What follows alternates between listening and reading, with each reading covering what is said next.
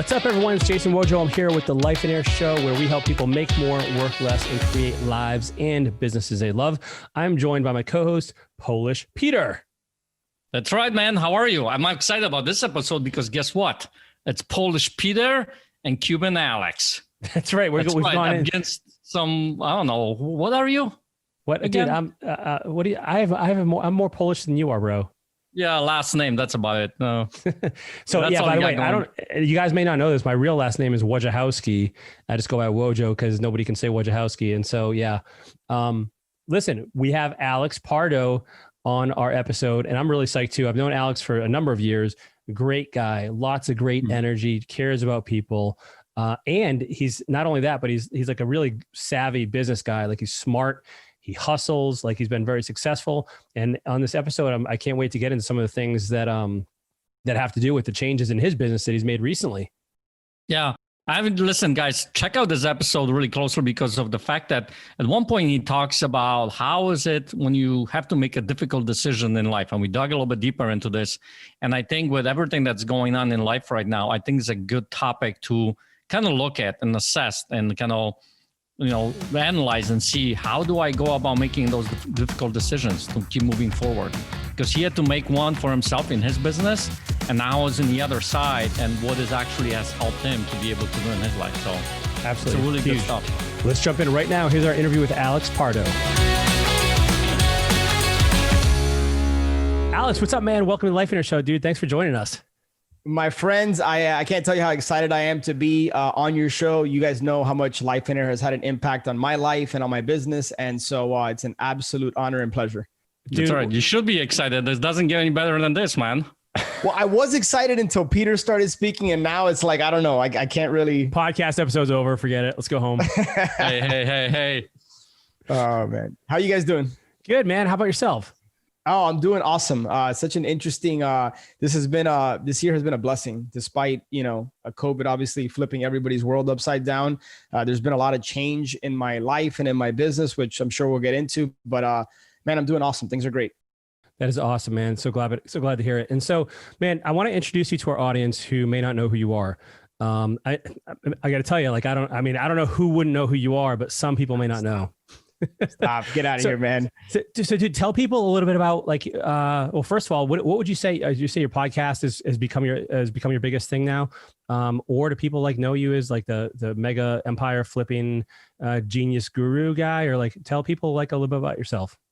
Yeah. So, I come from pretty humble beginnings. I certainly wasn't born with a silver spoon in my mouth, but I also don't have that rags to riches story. My parents are Cuban. My entire family's from Cuba, middle-class family. And I was the first entrepreneur out of my family. In fact, I still believe I'm the only entrepreneur out of the Pardo clan. But no, man, my parents, I owe them so much. They instilled a particular work ethic in me and drive. And I've always been very ambitious. I remember, I think I shared this with Peter. I remember being very young, 11, 12 years old. And I grew up playing sports, and I'd buy baseball cards and flip them for another 50 cents, an additional $1. And I think that's when I caught the bug of, what being an entrepreneur was kind of about, buying low and selling high. And when I got into college at Florida International University, I started interviewing with big companies. I don't want to get too deep into that, but basically I wanted to be the future CEO or CFO of a big company. And I ended up getting a job with General Electric in their financial management program. And it was a defining moment for me where 3 months into that job, I was working, 70 to 80 hours a week. I just realized there was no way I could live the kind of life I wanted and have the freedom I wanted working for somebody else. And I remember looking at my boss and her boss all the way up the ladder. And I just didn't want to do that. I didn't want to be that person. So I finished up that 2-year program. I went backpacking around Europe. And then that's when I was invited to a marketing for deals boot camp. I had started reading books like Rich Dad, Poor Dad, Think and Grow Rich. I bought a Carlton Sheets, No Money Down course. So I started to kind of get educated in real estate, and I was in an internet cafe in Ibiza. I was invited to go to this event. I didn't really have any money, but I was going to be moving back in with my parents at 25 years old, single guy. So that was a big motivator for me. I knew I didn't want to go work for someone, and I had to do something. So, dude, I went to that boot camp. I learned how to market for deals, and about 2.5 months later, closed my first deal. Dude, That's some action right there. I mean, so it's been downhill ever since. No, I would say, I've certainly. I mean, just story's look at over. Him, obviously, like he's living the dream. Yeah, no, but it's funny you say that because I've had a lot of failures along the way, and those failures have helped shape me. You know, they haven't defined me, but I've made a lot of mistakes. But no, I've experienced a level of success, and you know, this life is a journey. Being an entrepreneur is a journey. There's ups and downs, and so when I started doing real estate, I didn't look back. And yeah, man, it's been great. I've been doing this now 15, 16 years. There's been some shifts this year, which we can talk about, but it's been great, man. It's been a fun ride. So listen, you mentioned about failures. So what's your favorite failure? That's an easy one for me. My favorite failure, which I can't believe I'm saying this because when I was going through it, it was the biggest pain I had ever experienced. In 2009, I was living in Brickell. And I specifically remember going down to my mailbox and grabbing a lot of mail. And I came back and I threw it on the kitchen counter. And there was one that was just kind of protruding out of the others. It was a certified letter from the IRS. It had the green sticker. It was about 1/2 inch thick. And I knew instantly, you never had that gut feeling? Yeah. That gut feeling like, dude, something's off here. They're sending me a whole bunch of checks, right? They're sending me a whole bunch of checks. It's all refund. Not quite. Well, I'll cut a super long story short, and then I can answer any questions you guys have. I opened it up and was just frozen. I learned that I owed over $120,000 to the IRS because my 2006, 2007, and 2008 taxes had not been filed. And dude, and granted, this is beginning of 2009. Obviously, we know what happened in 2007, 2008 with the market crash. And I was still doing real estate, but it was very inconsistent. You know, I was having some ups and downs. I certainly didn't have a lot of money. And dude, it just felt like my world came crashing in on me. Like, how am I going to pay the IRS $120,000? And what made it, to add insult to injury, the fees and the penalties are just steep. And so if you don't get that covered quickly, it just continues to build and build. So that was probably my biggest failure. So from that point on, you decided to move back to Cuba then, right? I wish I could have, right? Just evade US, yeah. Dude. So listen, so the reaction, right? So was there a motivator for you, or what happened next? So for the first couple of days, I kind of went into a little bit of a dark place. And I wasn't taking any action for the first couple of days. And it was kind of like a woe is me. And I was shifting blame outward, which was a huge lesson learned for me. You know, this was my fault. So what ended up happening, guys, was in 2005, 2006 is when I started doing deals. I was just focused on doing deals and making money. I was never taught how to be an entrepreneur. I wasn't focused on the books. I knew it was an important aspect of the business, but man, I just wanted to market and do deals and make money and help people. And I hired a bookkeeper, completely abdicated all my responsibility as far as the books and the taxes. I thought he was filing my taxes for me, you know, even though we had that discussion, but I wasn't holding him accountable. I wasn't following up. I just, out of sight, out of mind, I was completely assuming it was getting done. And I quickly found out that it wasn't. It never got done. And that wasn't his fault. That was my fault. So after I kind of, you know, threw myself a pity party for a couple of days, I realized that I had to attack this thing. And so, man, I remember about 6 months later, I hired a life coach, you know, and that was, that person had a big impact on me as far as helping me navigate through the situation. And man, I was very proactive in communicating with the IRS, finding out what my options were. And that just motivated me to get to work. And about 1.5 years into this thing, I wasn't really gaining any traction. If anything, I owed more money than when I started because of the fees and the penalties. And I specifically remember I was driving. I set up an appointment with the bankruptcy attorney. Now here I am. This was 2009. So what was I, 29 years old? And I'm on my way to go meet with the bankruptcy attorney to find out if this is something I should consider doing. I met with this bankruptcy attorney and I actually paid him the $1,700 to start the process. On the way back home, I just start like getting really emotional. I just felt like a complete failure. Here I am, 29 years old. I had experienced some success in the business and I was I was about to file bankruptcy. But what he needed from me was certain paperwork that I didn't have. And that 24 to 72 hours where I was just thinking and his office was following up with me for this paperwork to start the process, I ultimately called the guy back and I said, you want to know what? I've decided not to file. He says, well, you understand that number one, there's no refund. And number two, I think that's a big mistake because you're not going to be able to pay this off. And him telling me that was such a motivating factor for me that I politely told him to go kick rocks. I used different words. I told him, keep the money. And man, 3 to 3.5 years later, I paid the IRS back every single penny I owed them, in addition to some credit card debt that I had paid off. Dude, man, that's insane. Good for you. Isn't that funny how sometimes somebody says something to us and it's just like, you were like, I'm going to show you. Like, I'm going to. It was a trigger. It was a trigger, man. I got pissed. I didn't get pissed at him. I got pissed at myself. And the fact that he was like, you're making a mistake. Like, there's no way you're going to pay this off. Right. I was like, watch, I'll pay it off. Dude, right. I'm the same way, man. Like, that's, you want to motivate me, tell me I can't do it on, and even if it's ridiculous, dude, I have a bet. You guys don't know this. I have a bet with my niece. She's 7 years old, that by Christmas, I'm going to be able to do a split. And her, you? Yes, she told. I like to see that recorded. Dude, please. I'm telling you right now. Man. She told me I couldn't do it. She's 7. I'm a grown man. I went for. She suckered me in, and I'm going to show you. You have to record your first attempt at doing this. I want to say now, who's smarter in this equation? I know. 7-year-old or you? I totally got suckered into this. So I'm going to, So anyway, I'm going to lose to a 7-year-old. Take note, dude. Take note. I do this with him all the time, man. This is like, Will do. I'm going to hold you accountable now. I want to see this split. All right. Now I have to. Hey, you know what? We're building in accountability. That's it. That's a key part of this, right? There you go, dude. That's awesome, man. And so talk to us a little bit about your business. So you did a lot of flipping. You were doing. You got into real estate. Did a lot of flipping, but you mentioned this kind of transition. Tell us like what happened with that and what motivated that. So end of 2017, 2018, I joined the mastermind and I set out a goal to scale my wholesaling operation. And what that meant for me was hiring a bunch of people, spending a lot more money on marketing so that we could do more deals and make more money. And that word scale is thrown around so much in the real estate space and in other industries.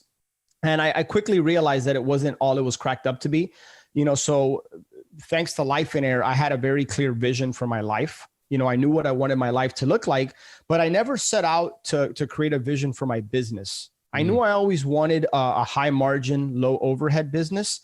And yet a year into this process of scaling, I had the exact opposite. I had a low margin, high overhead business. And man, something just felt like it was missing. I wasn't receiving a lot of fulfillment from the business. I had team members that I love, and to this day, I still care about them, but they were the ones doing all the heavy lifting, talking to sellers, buyers, all that kind of thing. I was just leading and managing and running the team. And while we were still experiencing some success, I knew there was something, I felt like God had been calling me to do something more with my life and with my business. And another defining moment for me, I was in Guatemala with Steve Kavanaugh and several other Life in Airs as part of Master Mission, which is basically half mastermind, half mission trip. And I remember at that, when it was my hot seat, I basically opened up and I said, I feel like something's missing. I can't put my finger on it, but it's not like I'm not happy, but it just felt off. It just felt like I was going through the motions in my business. And man, that was the catalyst between that point and June. I connected with my friend and partner, Steve Kavanaugh, and we ended up launching Ascend. And, Steve Cook, my coach, was a huge help in just helping me navigate that process. And I realized that I needed to be in the service business. I needed to be working with people because I was genuinely getting more joy out of somebody reaching out to me saying, hey, Alex, thank you for that podcast episode. It helped me in this way. Like I got more joy out of that than closing our next big deal.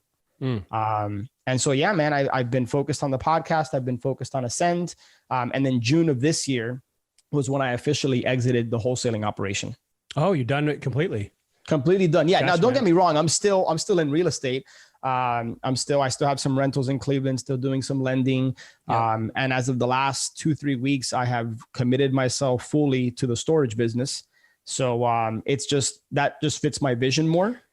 But yeah, completely out of the transactional day-to-day, operations. Dude, there's so many questions here I want to ask. Let me jump back though to something you said about the scaling of your business. Why is it, man? Maybe it's just me, but it seems like that's like such a sexy allure, alluring, whatever the word is. Yeah. It's like something like, I want to scale. I want to do massive. I want to do 100 deals a year, 200. Yeah. And like, this is just such an appealing thing. Why do you think people are drawn to that? It's a great question, Wojo. I think people assume that bigger is better. Yeah. And I quickly realized that bigger isn't better. Better is better. And just because you can scale, it doesn't mean that you should. And having not just a vision for your life, but having a vision for your business, I think is just as important.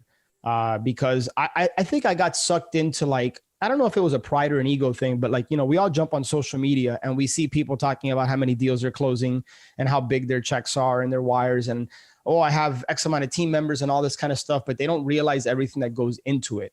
Mm-hmm. And man, my business became very stressful. You know, now I was worried about other people, and I was making, you know, I was very concerned that when we had a down month, they weren't making money. And so that put a lot of weight on me, you know, and I took that as my responsibility, my fault. And yeah, man, I think people just get kind of sucked into like seeing other people, quote unquote, scale, but they don't realize everything that comes with truly scaling a business. So, dude, nobody talks about that part. Like right now you're overhead. Now you have a full-time team or several teams of people that you're responsible for payroll, and you got to keep them busy.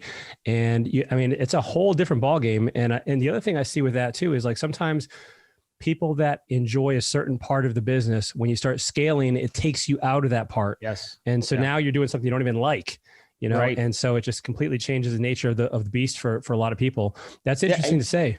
And you use the word beast that I use, right? Because I had created this beast that I had to feed to the tune of about $45,000 a month in overhead. And some people listening, that might be a lot. And to other people, that might not be a lot. I guess that number is relative. But the point for me, while I didn't have a vision for my business, it was never to have to spend 40 to 50 grand a month just to break even. Yeah. You know, like it just didn't fit what I wanted anymore. Not to mention the business I was in, as you guys know, is just very transactional. And there was a part of it that just got boring, you know, like, and boring isn't necessarily bad, but like there was no challenge. I had been doing it for 15 years, and not that I feel like I had mastered or perfected it, but it just got boring, man. I don't know. Sure. There was something that was missing with it. Well, and then you kind of alluded to that. The thing that it sounds like was missing for you is you recognized this part of you that was related to giving and to serving people. And so that's the part that it sounds like, you know, your vision led you to that, and you realized you weren't going to get it through flipping. Like, I mean, I guess you could extrapolate like, yeah, I'm helping people have nice houses and live somewhere nice, but it doesn't sound like it's the same thing. And so you kind of, it didn't check that box for me. I was getting the itch scratched by the podcast and by working with people. And that's what I was going to ask you. How did you know that's what was missing? Like, was it just time you spent alone? Did you have hints? I think, well, first of all, there was a lot of prayer involved. There was, meditation. There was coaching calls, with Steve. So a lot of that played a role into it. But I think what I alluded to earlier was that when I would receive unsolicited testimonials, for lack of a better word, of people just saying, hey, man, love the podcast because it's done this for me, or it's helped me this way, or, a social media post, thank you for sharing those thoughts or for being vulnerable. Like, dude, there was something that just kind of pulled at my heartstrings about that. It's hard to explain, and it might sound kind of like weird, but like, I just felt called to that. Like there was something that was appealing about, like, man, I know I'm having a positive impact on this person's life, and I want to do more of that. Right. Well, dude, that's powerful. And I think, I don't know if this is true. Was it hard for you to step away from any of the stuff you'd done previously, or was that an easy transition? It wasn't an easy transition because this was beginning of 2019 was when I was in Guatemala, and I finally made the decision May of this year and fully transitioned out June of this year. So it took me over a year to like figure out that, hey, something's off. And so, no, it wasn't an easy transition because I think, if I'm being honest with you guys, a part of my identity was kind of tied to that. Yeah. And I don't know if that makes sense or not, but I guess because of the platform I have and the audience through the podcast and everything else, like I had thoughts from time to time, like, man, how am I going to be looked or perceived to basically say, hey, I no longer want to do this business for whatever reason.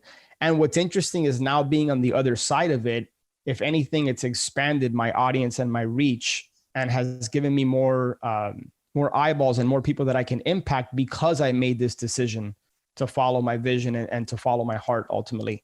So the exact opposite of what I thought would happen is what happened in a good way. Man, how cool is that? Are you still going to run the podcast? Which, by the way, for everybody that is not familiar, Alex has an awesome podcast. What number episode are you at? Some insane number.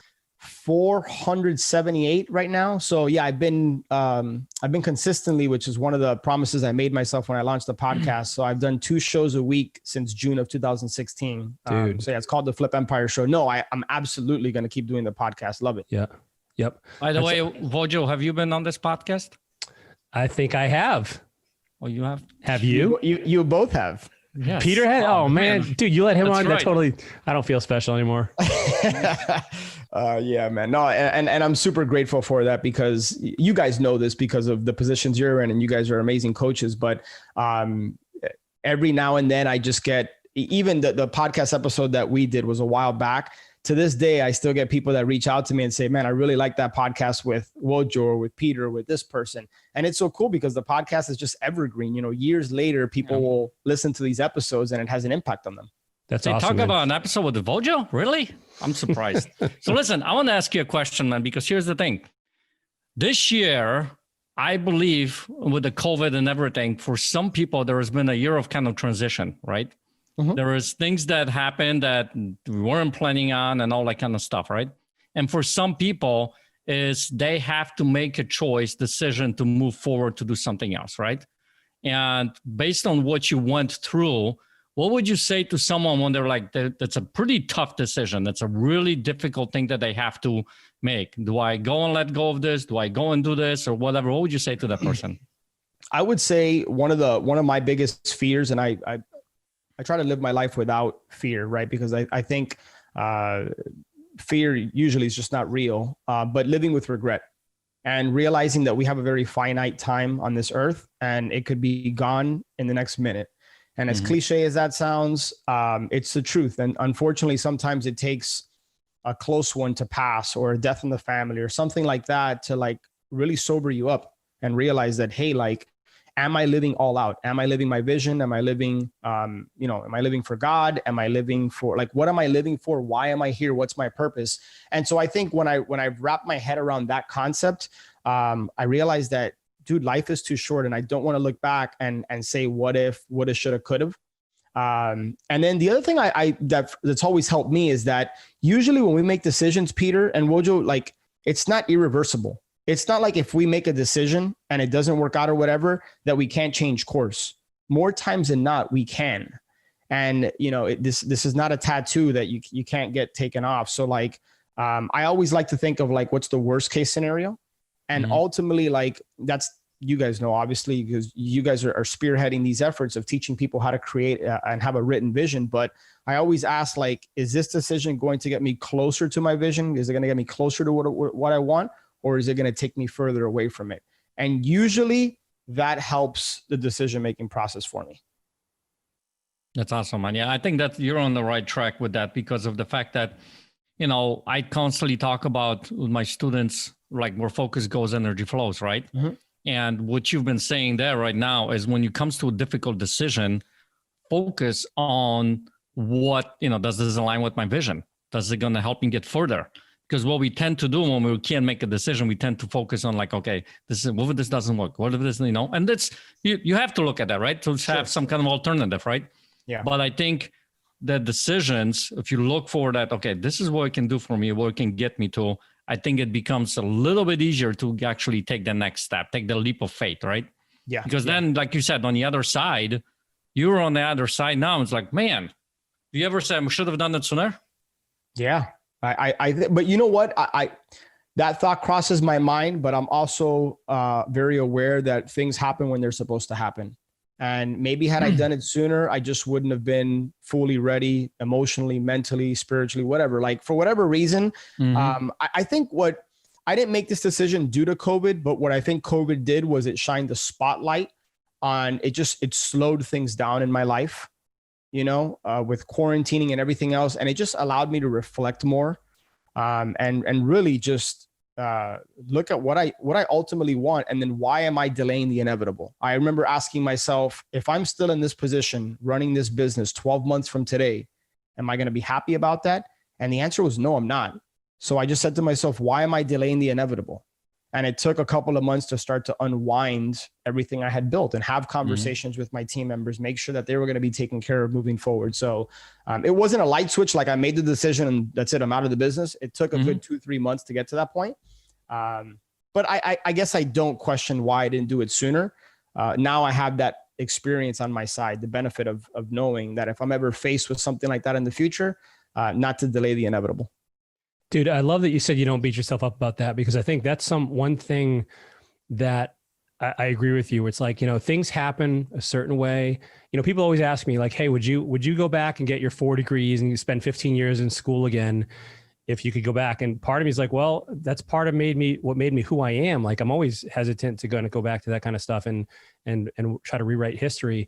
And so I think for anybody listening right now, if you're struggling, or if you're beating yourself up about not doing something or doing something that you should have done in the past or not done, like just let it, just move forward with it. Just recognize that was a learning process. That was where you are in your life at that moment, and you did the best you could. And but what I love about what Alex, what you did is like, you took the time to reflect. You were honest with yourself.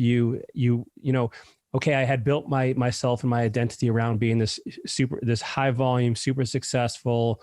I mean, because dude, a lot of people, you have this podcast, people look up to you, and what are they going to think if I reinvent myself? What are they going to think if I all of a sudden stop doing real estate and start doing coaching, even though in my heart, I know this is what is right for me. And you did it. Like, you did it, man. Yeah. And what I love is that you said, like, even now it's even better. Like you thought what you were going to lose, you've gained like, tenfold. And so it just is such a testament to stepping out of that kind of the fear and just going with what for yourself is internally true. Yeah, no, I mean, you hit the nail on the head. And one of the things that's really been amplified in my life is I've realized, man, the more open, authentic, genuine, and vulnerable I am, and that's one of the things I'm constantly striving for on my podcast, is not just sharing the wins, but also sharing the lessons learned, the challenges. The more open I am, the more of a positive impact I realize that stuff has on people, and the more of the right people are drawn into my life, if that makes any sense. Dude, it totally does. But I also think it gets harder for people the more successful they get, because now they feel like they have an image to uphold. Yeah. And what are they, what are they going to think of me? Am I, or they're going to lose that status somehow. So I love what you're sharing, though, that it's like, it's the exact opposite. It's so funny. It's so funny how that works. Right. Yep. So tell us now, like, what does life look like for you now? So you're doing your coaching, and you're helping people do what? Yeah. So, with Ascend, we, because of the principles that Steve Cav and I learned through Life in Air of having a vision for your life, we always started with that as the foundation. Is, hey, what do you want your life to look like? And then we ultimately work with people that already have existing businesses, not necessarily real estate investors, but how can we help tweak or modify or change things within the business to help them ascend in life? So we want to work with people that want more out of life and their business. And so, yeah, man, we get the benefit of just coaching and working with high level people that are at a certain place. And really, when Steve and I came together, one of our core values was we want to work with people that also have a desire to have a positive impact on people's lives. Like, we asked ourselves our question, how can we reach the masses while still honoring our vision? And our vision was never to grow this huge coaching organization. So one of the answers we came up with was, what if we started to impact people that also wanted to have that impact on others, and almost have it be like a ripple effect? So yeah, man, very similar to Life in Air. We meet 3 times a year. There's a one-on-one coaching component, and it's crazy, man. It's one of those things I feel like I do for free. Yeah. And so that's when I know I'm in the right, I'm in the right place. Right. So dude, I love that you said that these are people that want to make a difference in other people's lives too, because that's like the multiplier effect, right? It's like almost a discipleship model where now, and who knows, man. And the same thing with Life in Air. Like, the hope is that you change this person's life, they all of a sudden change everyone in their circle's lives. And then that now you're 2, 3, 4 generations deep, and this kind of just snowballs. It's really awesome. But just think about it, man. It all started with you being honest with yourself and pouring into other people and not kind of choosing the path that you had previously been on. Yeah. And also, man, I have to give so much credit to Life in Air and also to Steve Cook, who to this day is still my coach, because he I always had a resistance to coaching, but I realized it was because I was working with the wrong people. And he kind of opened my eyes that, hey, like this business can really look the way you want it to look. And you can get that fulfillment and that joy that you get when you work with the right people. And so he really kind of helped me navigate that path. And it would have been a lot more difficult, quite honestly, to make that decision to leave the wholesaling business had I not had the coaching business kind of up and running already. Got it. So I got a question for you. Now that you're a coach, what lessons have you learned up to this point as a coach? Wow, man, that's a loaded question. What immediately comes to mind is that I always thought coaching was giving people a prescription and having them. Coaching is about asking the right questions. Coaching is about leading and guiding. At times it's drawing from your experience, but it's not telling people what to do, right? It's oftentimes what I have found, and I'm sure you guys can back me up on this, is our coaching clients already have the answers inside of them. It's a matter of us kind of turning the mirror on them, asking the right questions, and then guiding them. I've also realized that I don't always have the right answer. In fact, if we talk about vulnerability and transparency. This is a conversation I had with Steve not too long ago. Sometimes I'm helping someone through a situation that maybe I even haven't been through. And sometimes I'm not 100% sure if I'm the right person to lead and guide them. And I think being very open about that, and then trusting, putting all my faith and confidence in God that he's going to kind of work through me to help guide this person, man, it usually works out. It really does. So those are a few things that immediately come to mind for me. Yeah, my intention behind that question was, and I think you touched a little bit about it, so I'm going to follow up with another question as a coach, right? Look at another question. I want to follow up. So what have you learned about yourself through this whole process? I believe when you, and coaching isn't necessarily about teaching, although at times, but when you teach or when you help someone, I think two people are learning, right? Not just the person that you're working with, but also yourself. So, man, I have, sometimes I have realized that I need to take my own medicine, and the guidance that I sometimes give people, I need to be following that same, does that make sense? And it's kind of, dude, it's so weird, man. Sometimes I get off coaching calls and I know that, okay, they're on the right path and they're moving forward, and they experienced a breakthrough. And yet I'm thinking to myself, damn, I'm kind of dealing with something similar, but yet I'm not following necessarily the guidance that I just gave this person. So sometimes I have to kind of coach myself through it. And sometimes it works and sometimes it doesn't, but that's why I also have a coach. And so I don't know that I'll ever live life without either wanting to coach someone or coaching someone while also getting coached by someone. It's kind of having that one hand up and one hand down, and pulling people up. So that's one thing that I realized about myself, man, is that, am I being congruent with what I'm saying? And am I living life and acting in congruency with what I'm saying and how I'm coaching? Yeah, I totally agree with you, man. The coaching for me, has become a really big way when it comes to accountability, integrity, right? Responsibility, taking 100% responsibility, because you get confronted by it all the time when you're a coach, right? And it builds that muscle like crazy. So the reason why I'm asking that, because some, people who are listening on this particular call, whether you're a coach or not, I don't think it's that relevant. What I think it is like, take some of the stuff that Alex is talking about here. And when you have conversations with other people, whether it's your team or whether it's someone on your team or people in your life, right? Like kids, right? How does that transfer to having, raising your kids? It transfers big time. So use that to your advantage to be able to get some accountability for yourself, integrity and responsibility, all that kind of stuff. Dude. Yeah. I do, Coach. Everything you're saying, Alex, I'm just nodding my head because I'm like, it's so true. It's so true. I'm agreeing with this.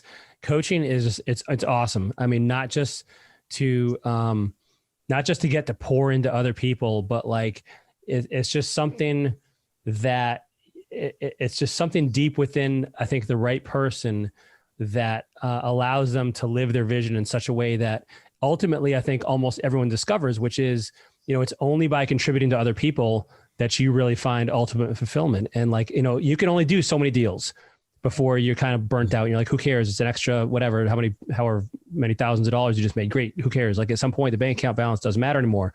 You don't feel like you're really making a difference. But as a coach, it's just an incredible vehicle for people to help people. And like you said, doing it for free is totally something the right coaches would do. Yeah. But if you get paid for it, like that's just the gravy. Yeah. I just absolutely love coaching. And it's funny you mentioned about learning more as a coach, because I remember when I first became a coach for Life and Air. Prior to that, I was a student. I think you knew that already. Mm-hmm. And Steve Cook was my coach as well. He got me out of my full-time job, and I'd go to these retreats, the masterminds, and I'd have 10 pages of notes. When I started coaching, I'd have 20 pages of notes. And it's because you just pull out so much more. And so it's really, really something that I think a lot of people, once you get to a certain level, you realize that it's not all about you, or there's something bigger than you. And how can you jump into that and get plugged in the right spot for everyone? And everyone's different, but that's why. And Wojo, one thing I want to kind of piggyback on you're saying, I think you're 100% right. I also think the opposite is true in that even when you're not at a certain level, or whatever level you perceive that you want to be at, when you take the focus and emphasis off of you and you make it about others, things change. It's kind of that Zig Ziglar quote, if you can get anything you want by helping others get what they want. And maybe that's a little bit of a selfish reason to do it, but dude, you don't have to get, I guess what I'm trying to come across, the point I want to get across is you don't have to get to a certain level in order to make it about others. You can do that right now. And when you're genuine about it, you'll see how things start to shift. Dude, that's a huge point. And I think everybody listening needs to pause and listen to that again, because it doesn't matter where you are. Maybe you've done one deal and you can help somebody. Maybe you've went through a challenge in a relationship that somebody else is struggling with now, that you can give them some advice. Or maybe you've never been through it, like you mentioned before, something that you had no experience with, but still with that acknowledgement, you still can go to them and say, hey, I'm here to help you, support you. What can I do for you? And so making it about somebody else, regardless of what you've accomplished, what you haven't accomplished, where you are on that totem pole, that's where your heart, and it's a heart issue, right? It's the same kind of thing as I think I hear people say, like, oh, I'm going to start tithing to my church when I make $100,000 a year, or when I make it. Nah, you're missing it. It's a heart issue. Same thing here. Exact same thing. 1,000%. Well, dude, I love your heart and I'm grateful for our friendship. And I want to thank you for being on the show, dude. How do people learn more about you and find you? Yeah, a couple different places. Check Empire Show. If you go to flipempire.com, that's one way. If you just add /podcast, that will reroute you to Apple Podcasts. So check it out. Do 2 shows a week. And then ascendyoursuccess.com would be the other place. Awesome, brother. Huge privilege. And thank you for being on the show. No, man. Thank you guys so much. I love you guys, both of you. I love what you're doing and just the impact you guys are having. So you guys know what you've done in my life. So appreciate it. Love you too, buddy. Hugs and kisses. All right, gentlemen. Thank you. Dude, that was a cool episode, man. I really like Alex. He's a great guy. And I think there's some really huge lessons in this episode, I can't tell you, man, like I faced something very similar when I kind of exited from the bodybuilding world, where people had known me as a bodybuilder and all these other things. And I had to make this transition into something else. I felt, and I was really relating to Alex's story of being, he was a full-time big flipper, very well known, very successful, trying to make his transition to something brand new. Like that's challenging. It can be hard. And like when you step through, I love what he said, how, it's so different and it's so much better than he thought it was. But like, that's a scary thing for a lot of people. Yeah. I mean, but actually he was known, right, in this industry. Were you known in the bodybuilding? That was hard to Dude, I was in the magazines. Yeah. I mean, what magazines that actually were circulated or? Yeah, it was like the penny flyer. Yeah. No, listen, I think there was some great lessons in that particular episode. One thing that, I totally agree with what you're saying, right? Having those transitions in life, sometimes they're not the easiest thing to do, but when you take that leap of faith, when you keep moving forward, all of a sudden you get to the other side and things are like, man, this is awesome. Because one thing I've gotten out of this episode is how much the passion was pulling him to get to do this, right? To make that thing and take the next step. The other aspect that we touched on this episode, which I think is really important for people and for myself, because I heard that in me, is being vulnerable and putting yourself out there and being straight with people, being vulnerable and sharing not only the wins, but only, the failures and all that kind of stuff, and how much it actually helps other people when you do that. Dude, and I just thought of this the other day because I had run across on Facebook, I know, shame on me. And I saw somebody post the whole, fake it until you make it thing. And something inside of me I just disagree with that, man. Like, you are not being authentic. You're not being vulnerable. I think a better quote is, face it until you make it. And even when you make it, you still, it's not over. It's a journey. And so people that feel like they have to put this front up, or they have to do things for the approval of others, or because they expect certain things from you, it's just not, it's not the right way. It's not, you're not being open. You're not being truthful. Yeah. And actually, I think that works against you. I think so too. No. I remember when I was first starting in my business, I was trying to put on this persona and all that kind of stuff, right? How I'm going to be. That you're not Polish? It didn't work, bro.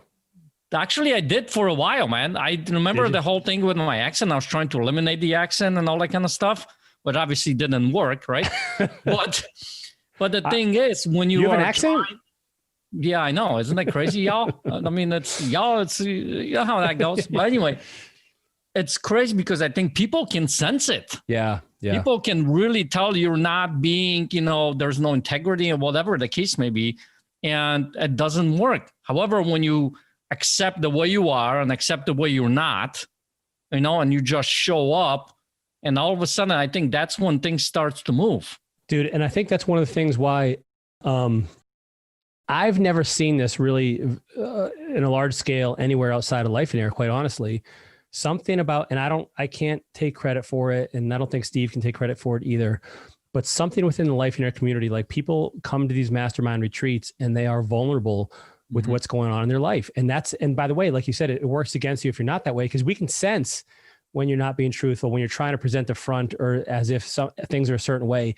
And, you bottling that stuff up doesn't help anybody. It doesn't help anybody. And I think as you open up, it gives people permission for them to open up. And, when people are struggling, they now can open themselves up and get support from other people that care about them, rather than try to face this battle all alone. So it totally works against you.